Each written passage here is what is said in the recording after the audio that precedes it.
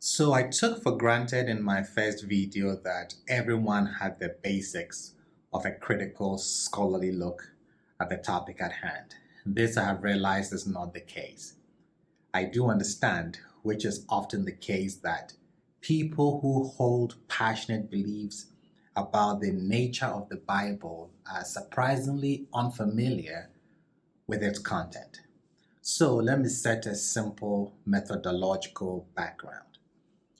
We are dealing with three disciplines that need to be combined in order to deal with the topic. Number one, biblical exegesis. Number two, archaeology. And the third, ancient Near East. We need to be aware of several facts from the get-go, especially with the Bible. The Bible does not mean to speak history. Please don't forget this statement. I am saying this as one who subscribes to the biblical text. The Bible is all about theology. The Bible is about ideology. This ideology includes territorial ideologies. So you open your Bible and you read Noah had 3 sons, Shem, Ham, Japheth. Is this historical? Not at all. It's biblical. And as I have mentioned, the Bible does not mean to speak history. Where are the facts and the data that supports this claim, this theological claim? We have to make a distinction between theology for understanding the biblical author and facts and data regarding modern research. Take Shem, Ham, and Japheth and the genealogies of the patriarchs.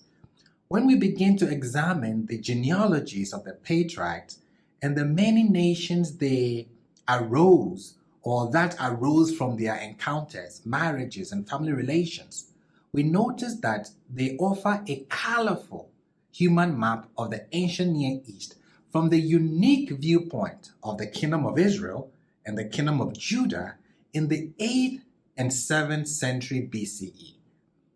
Many of the ethnic terms and place names are dated to this time. This is how we know this. The genealogies and stories offer a highly sophisticated commentary on the political affairs in this region in the Assyrian and Neo-Babylonian periods. Take the biblical stories of the 2 brothers, Jacob and Esau. What you have with Jacob and Esau is 7th century perceptions presented in ancient costumes. They were not twins from one mother, Rebecca. That's theology. These 2 kingdoms were rivals in late monarchic times. What the author did was skillfully fashion legends to reflect the rivalries of late monarchic times, portraying them as twins. This group of GaDangbe people are familiar with the historical issues of the biblical text and thus suggest we close it for now and tell our history without any biblical interpretations. Liberate ourselves from the biblical text and tell our history as Israel from the north. One important thing that we also have to liberate ourselves from is the attitude of the Judahite Jerusalem biblical authors to the Kingdom of Israel. It is crucial to liberate ourselves from this way of looking at things, where the authors of the text put the northern kingdom in the shadows and magnifies Judah, the south. This is misleading. Historically, the facts on the ground, and this is solid ground, is that Judah was on the sideline. Judah was one of those smaller and less important kingdoms until the destruction of Israel. When one reconstructs history, it's highly important to stand on firm grounds, what the French call histoire régressive. You don't want to be on quicksand.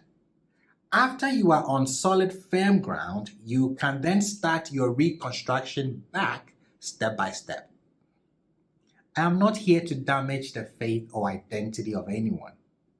I am here to present the evidence, and viewers can take from it what they wish. I respect faith and identity. I do have my own. But reading the biblical text in a critical way gives far better respect to the ingenuity of the biblical authors and their time and their distress, wishes, their goals, their ideas, their philosophy, and their theology. This is what we are doing in this series. We are not doing theology. We are doing critical academic scholarship. This group of GaDangbe people, they are saying, yes, we are Hebrews. Yes, we are Israel. But we want to make our case with the biblical text closed, because the biblical text is not making historical claims. It's telling history, if it does, from a place of theology. No. We want to tell our history from the place of critical history, critical academic scholarship, that is. Try. Omanye Ablawo.